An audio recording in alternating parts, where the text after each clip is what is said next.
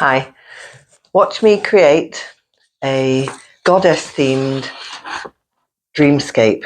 That's part dream, part landscape. From conception, this is the next one I'm going to do, to completion. This is the one I'm going to do now.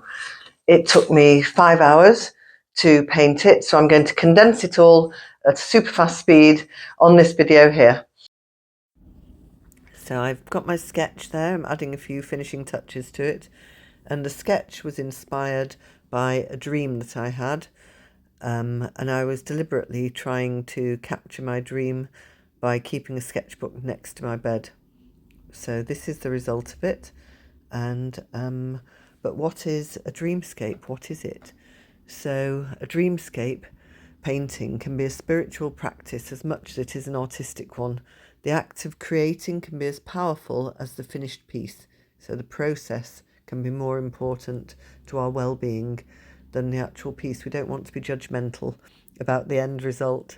So to tap into possible spiritual dimensions, it can help to cultivate a deep connection with the land, the plants, the animals, the natural world around us, like our ancient Celtic and Neolithic ancestors, who perhaps tried connecting to higher levels of consciousness, inviting inspiration, guidance and communication from beyond through all manner of means.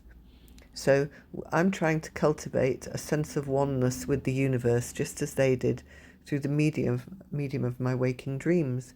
You can do this too by creating a dreamscape. Tap into your dreams and into the divine power within, and use these sources as inspiration to create art that can be interpreted and can also enhance your well-being, because the process of making is all important.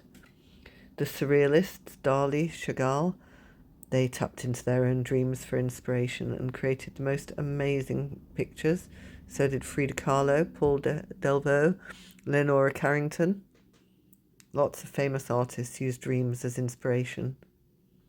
So what we're going to do is think about how to attract healing, how to interpret your dream in a way that promotes well-being. Think about colour, placement and symbolic objects. What captures the feeling, the essence of the dream that you had? So perhaps it's colours, perhaps it's placing these symbolic objects in particular ways. What is it that will help you interpret the dream that you had and to keep a record of it for your own pleasure? So non-judgmental creativity, free expression, let go of the, oh, it must look like this, or it's not good enough. Look for what gives you joy, what gives you hope. Use imagery as a tool for inspiration. Use the imagery from your dream. So intuitive painting can help with well-being. So I'm using mixed media here, whatever I had to hand, whatever I think might improve my painting or help me to capture those aspects of it that I'm looking for, that I was remembering. So I'm using pens, paints, all sorts of different materials. And sometimes I go into things at a later stage and alter them when I think of something else that might help me capture that feeling, that essence. And here's mine.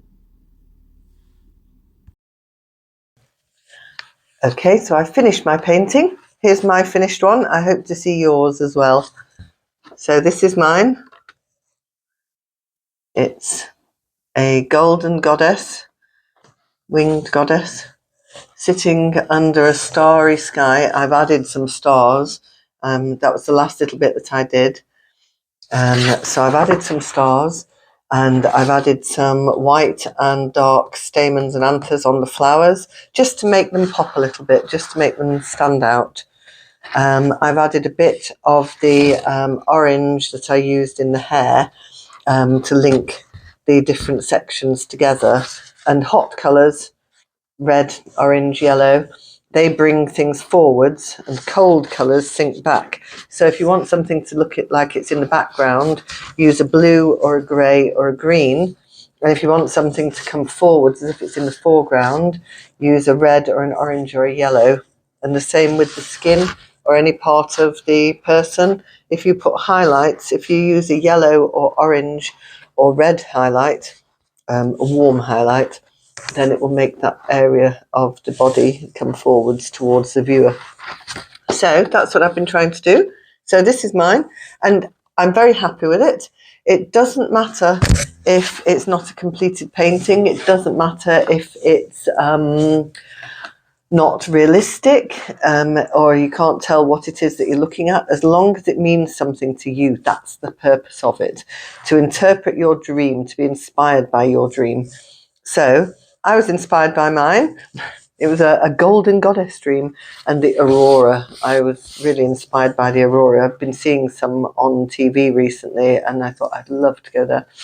And it's crept into my dream. So we have all sorts of symbolic elements. And now I'm going to get my workbook out, and I'm going to write down, I'm going to stick a picture of it in there, and then I'm going to write down my interpretation of my dream, what it means, and how I felt when I was making it. And that bit's private. We were doing that together. I hope you do that with yours as well. Or just the process of making, the process of painting is the important part. So if you got something out of it, then that's a success. If you felt a connection, if it helped you understand your dream, if it helped you to be inspired to create, if you gained wellbeing from it, all of those tick, tick, tick successes. So let me know how yours went. Send me your photographs, either put them on the Facebook group or send them to me if you want them to go on the website. I'm going to make a members area, but I haven't done yet. So when I do, you can just upload them automatically. Or if you want me to put yours up, then I would love to. Just send them to me, email them to me. So this one's mine. That's mine. Flowers at the bottom, goddess, feminine symbols, aurora, sun, and stars, cosmic.